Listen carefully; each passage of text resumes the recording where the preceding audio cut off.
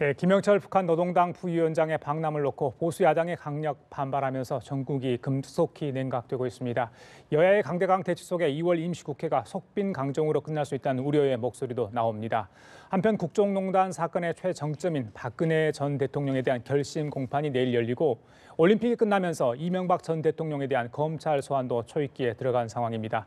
이 시간 서양호 두문정치전략연구소 소장, 최영두 경남대 초빙 교수 두 분 모시고 정치권 이슈들 짚어보도록 하겠습니다. 안녕하십니까? 안녕하세요. 네.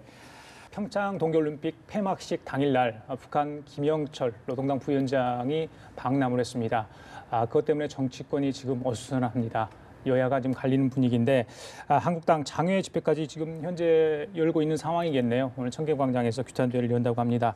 그렇다 보니까 전국이 좀 급속히 냉각되고 있습니다. 남남 갈등 현상이 실제 좀 벌어진 거 아니냐, 있는 거 아니냐 이런 우려 목소리가 나오는데 이 상황은 어떻게 좀 봐야 되겠습니까? 그러게 말입니다. 2014년 보수 정권이 만난 김영철은 되고 2018년 진보 정권이 만난 김영철은 안 된다. 저는 그 자가당착이고 이율 배반적이라는 생각이 듭니다. 물론 김영철이 그 통전부장 이전에 전직 그 정찰 총국장입니다. 따라서 본인이 직접 지시하지 않았더라도 천안함 피격에 대한 책임으로부터 자유로울 수는 없는 건 분명합니다. 그러나 북한은 우리 군사적으로는 적인 동시에 헌법적으로는 평화통일의 대상입니다. 그렇기 때문에 박정희 전 대통령도 이우락 중앙정보부장을 평양에 보냈고 또 김일성을 만났고 김일성의 특사가 또 청와대에 와서 박정희 전 대통령 만나지 않았습니까? 김일성이 누굽니까? 남침을 통해서 수백만의 군인과 우리 국민들을 그 죽음으로 몰아낸 장본인에도 불구하고 만났던 것입니다. 박근혜 전 대통령 어땠습니까? 2002년도에 의원 신분으로 가서 평양에 가서 김정일 위원장을 만나지 않았습니까? 따라서 저는 진보든 보수든 그리고 여당이든 야당이든 제2, 제3의 천안함 피격 같은 그리고 6.25와 같은 동족 상잔의 비극을 막기 위해서는 누구라도 만나야 한다. 김영철 아니라 김영철보다 더한 사람도 만나야 한다. 다만 그 만남에 있어서의 조건과 전제들을 우리가 얼마나 잘 준비하는가 그것들을 여야가 함께 국회에서 머리를 맞대야 될 시점이 아닌가. 그런 의미에서 무조건적인 반대만을 주장하는 그리고 2014년에는 본인들은 옳고 지금은 안 된다라고 하는 보수 야당의 주장에 대해서는 설득력이 별로 없다. 따라서 현재 문제를 해결하기 위한 전향적인 자세들이 필요한 게 아닌가. 빨리 국회로 돌아야 될 일이라 생각이 듭니다. 예. 최 교수님 그 2014년 지금 소 소장이 말씀하신 것 상황이 많이 다릅니다. 그쪽에 상당히 그쪽도 그 당시에도 북한이 이제 압박 제재 이런 때문에 대화 제스처를 취했어요. 그때 북쪽에서는 우리 안보실장을 나오라고 그랬습니다. 근데 당시 김영철이 책임론이시기 때문에 그리고 그 당시는 판문점에서 있었던 군사회담입니다. 이번처럼 평화의 제전에 평화의 사절로 오는 게 아니었습니다. 그 당시에 어떤 그 군사적인 문제를 해결하기 위해서 대화를 할 때 우린 국방부 정책실장이 나갔습니다. 차관보급이요. 그리고 그 자리에서 천안함 폭침의 문제를 제기를 했습니다. 김영철이 사과를 하지 않았다고 하더라도 분명히 문제를 제기했고요. 지금 저는 걱정하는 것이 북한의 오판입니다. 북한이 만일 이런 일을 해서 우리 대한민국 정부가 과거에 분명한 도발의 책임에 대해서 그냥 은근슬쩍 이렇게 넘어갈 수 있다고 생각한다면 이거 굉장히 앞으로 악례를 남기게 되고요. 이런 북한의 오판을 막기 위해서는 우리 국민의 단호한 어떤 인식 같은 거 사실은 우리 정부는 미리 이 협의 과정이 있었을 겁니다. 그러면 김영철 말고 다른 사람을 보낼 수 없나 이렇게 이야기를 할 수 있었던 거고요. 그런 노력을 했어야 된다고 생각을 합니다. 이 김영철이 그냥 우리 정부만 반대하는 사람이 우리 지금 자유한국당이나 이런 또 이런 정당에서만 반대하는 인물이 아닙니다. 유엔 제재 대상 인물입니다. 모든 북한의 도발의 배후에 김영철이 있다고 유엔에서 지목한 인물이고 미국에서 지목한 인물입니다. 그것 때문에 당장 국무부 대변인이 천안함부터 사과해야 될 것이라고 그렇게 성명에서 발표를 했고요.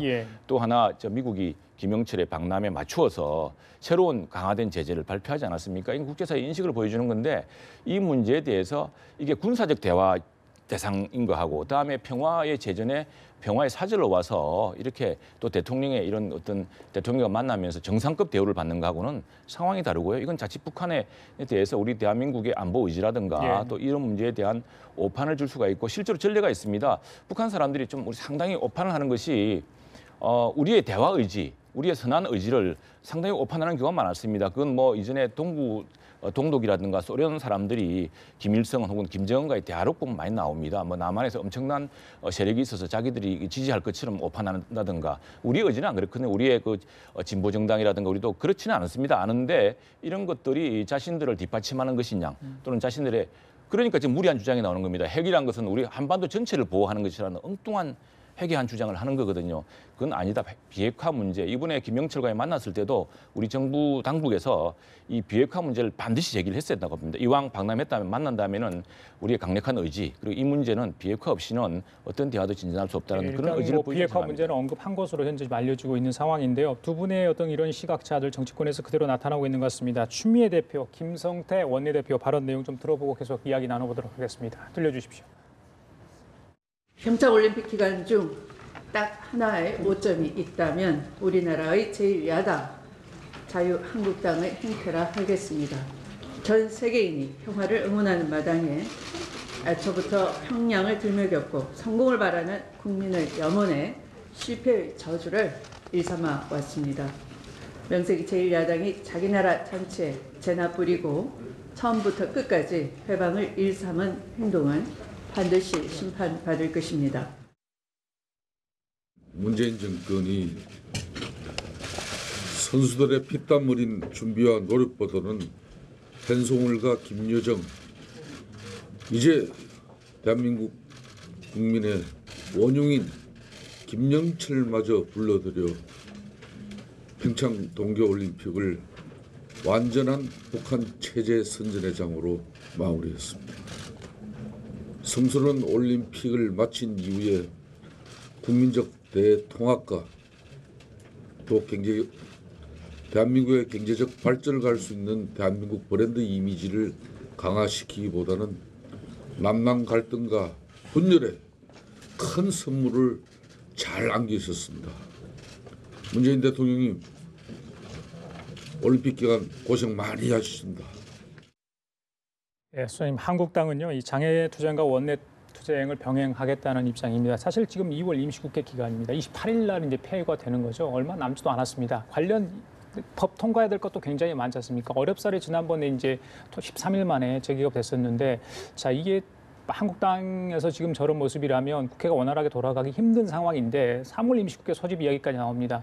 자, 어떻게 봐야 될 것 같습니까? 일단 안보 문제만 보더라도 이방카와 김영철의 만남은 불발되었지만 그 이방카를 따라왔던 후커 백악관 NSC 보좌관이라던가 그리고 김영철을 따라왔던 최강일 외무성 북미국 부국장들이 만났을 수도 있고 그리고 한국 측에 문재인 대통령이 지난번 김여정이 남북 정상회담을 제안했을 때 여건과 조건이 더 성숙되어야 한다라고 얘기했기 때문에 더 진전된 안을 제안했을 수도 있습니다. 그런 문제에 대해서 정보위 차원에서 국회에서 머리를 맞대고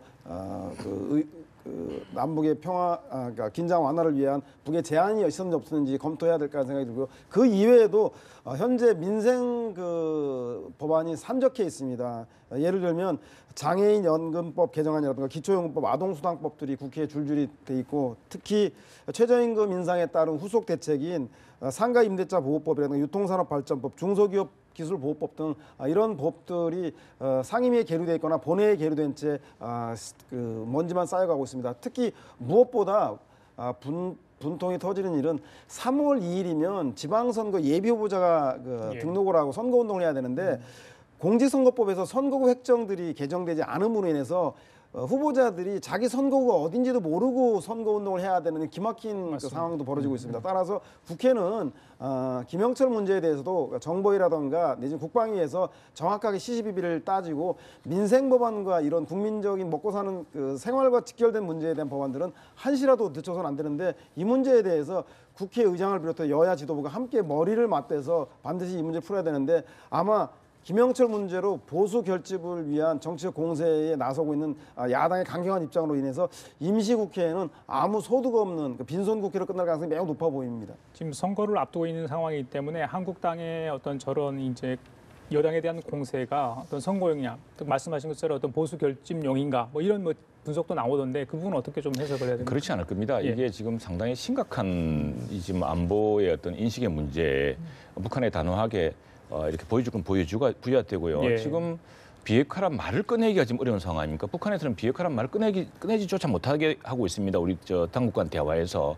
근데 그걸 하려면 우리 국민의 단호한 의지를 보여줄 수밖에 없습니다. 우리가 북한의 핵을 머리에 이고서 이렇게 평화 공존을 유지할 수가 없습니다. 이런 부분을 분명히 보여주는 게 필요하고요. 그래서 야당의 역할이 있다고 생각합니다. 여당은 뭐 대화를 하다 보니까 뭐 그래 좀 침묵할 수도 있겠습니다만 야당은 국민의 의사를 분명히 표시해야 되고요. 또 하나 이제 그 여당 야당이 서로 참 정부 여당 이렇게 정권 교체도 해봤고 했기 때문에 국회의 책임을 잘 알고 있습니다. 그리고 무엇을 어떻게 빨리 해결해야 될 것인가를 여야 원내대표를 중심으로 이루어지면 되는 거고요. 전 다만 아침마다 저렇게 무슨 당 대표들이 저렇게 말하는 것이 난 굉장히 이 무슨 국회를 하자는 것인지 말자는 것인지 추미애 대표 말은 정말 어불성설입니다. 저게 제 큰 오점이 있다면은 그게 야당의 추태라니요. 그러면은 평창 올림픽을 앞두고서 단일 팀을 갖고서 아이스하키 팀 짰을 때 그걸 억지로 하려고 했을 때 젊은 사람들이 실망하고 분노하고 했던 그것은 또 어떻게 해결합니까? 야당은 그런 입장을 그런 우려를 전한 것이고요. 그나마 그런 야당의 분명한 태도와 인식이 있었기 때문에 이것들이 지나치게 북한의 선전전으로 끌려가지 않은 측면이 있습니다. 단 하나 예를 들어 볼까요? 북한 열병식 하겠다 그랬습니다. 평창 올림픽 전날요. 근데 우리 국내 여론이 들끓고 국제사회도 지켜보고 하니까 슬그머니 했거든요. 사실 할 건 또 다 했다고 합니다. 근데 어쨌거나 무력 과시를 못했습니다. 그런 효과가 있는 겁니다. 근데 우리 정부는 말 한마디 못했거든요. 열병식 하지 말라도 못했고 그거 뭐 예정된 걸 자기들이 한다는 게 어떻겠느냐. 그런데 또 통일부 장관 이야기를 들어보면은 엄청난 열병식이 될 것이다 이야기도 하고 서로 앞뒤가 안 맞는 그래서 야당의 역할이 있고 국익에 관한 서로가 일치해야 될 부분이 있는데 이렇게 터무니없이 야당을 터집 잡고 야당을 비난하고 세상에 유일한 오점이 있으면 그게 야당의 태도라냐. 그게 여당의 대표가 할 이야기입니까? 알겠습니다. 자, 오늘 오전에 있었던 국회의장 주재 원내대표 회동도 역시 아무런 합의 없이 끝났습니다. 수석 부대표 쪽에서 뭐 물밑 작업을 할지 모르겠습니다. 국회 정상화돼야 될 텐데요. 좀 걱정이 됩니다. 다른 이야기 좀 하겠습니다. 문재인 대통령이 오늘 수석 부장관회에서 미투 운동에 대한 어떤 얘기를 했습니다. 적극 지지하면서요. 앞으로 어떤 방향으로 나아갈지 얘기를 했는데 그 중에 이제 법적인 부분도 이야기를 언급을 했고요. 그 무엇보다 인식 전환 위한 범사회적 미투 운동, 자정 운동이 필요하다고 얘기를 했습니다.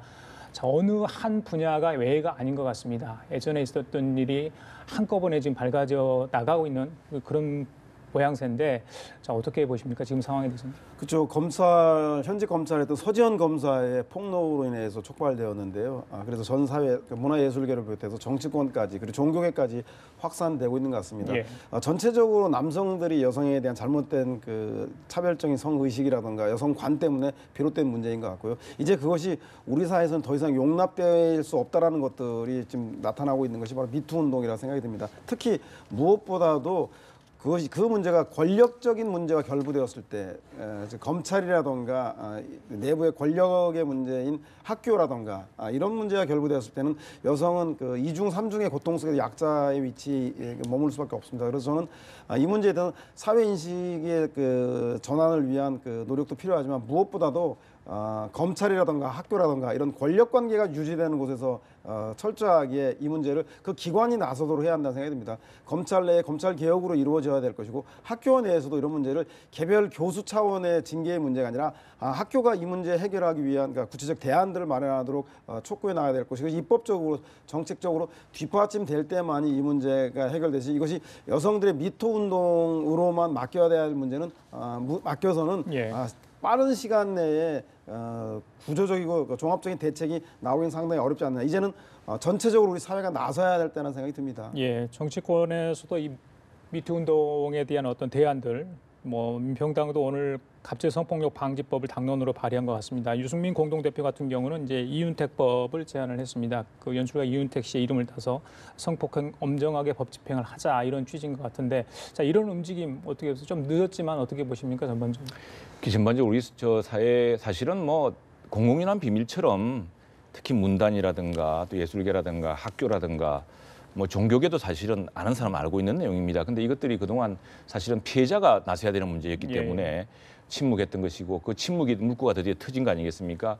그러다 보니까 사실은 사회적으로 문단이라든가 연극계라든가 굉장히 존중받고 또 존중 정도가 아니라 우리 사회의 양심과 진보의 대명사처럼 불리던 분들이 이런 엄청난 몰락을 지금 맞고 있는 거거든요. 이게 또 정치권, 또 종교계, 또 학교로 번져나가고 있는데 한마디로 이 문제에 대해서는 대대적인 인식의 전환이 필요하고요. 그걸 이제 무관용이라고 그러지 않습니까? 무관용, 제로 톨러런스라고 이제 하는 그런 정책이 있는데 무관용으로 정말 양심 고백과 또 이 문제에 대해서는 거꾸로 생각하면 간단한 거 아니겠습니까? 내 누이나 내 딸이 또 내 형제가 만약 이런 일을 당한다면은 어느 누가 참겠습니까? 이런 문제에서는 정말 최근에 어떤 진보적 인사, 진보적인 뭐 발언을 많이 하는 인사가 예. 이 미투 운동의 정치적 저희가 뭐냐, 이 끝은 청와대 아니냐는 엉뚱한 해석을 해서 이 정당 내에서도 좀 파문이 있고 그랬는데 이거 정략적으로 생각하시면 안 됩니다. 이건 정말 도덕의 문제고요. 예. 기본의 인간의 최소 인권에 관한 문제라고 생각합니다. 자, 이번 사건의 발단을 제공한 분이죠. 안태근 전 검사장 오늘 검찰에 출석을 했는데